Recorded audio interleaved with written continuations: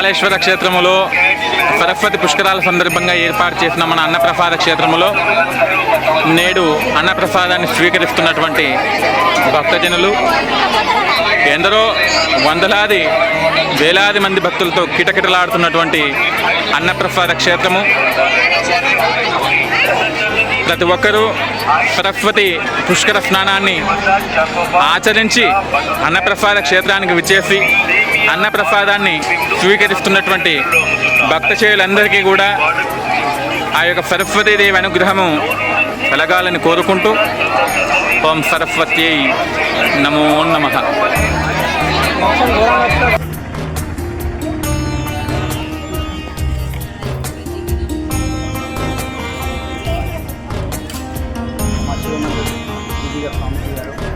సనాతన ధర్మం కోసం ఎంతో పాటుపడుతూ రాష్ట్రాన్ని నిర్మించాలని ఎన్నో దేవాలయాన్ని పోరాడుతూ హిందూ ధర్మంగా సనాతన ధర్మం చేస్తున్నారు.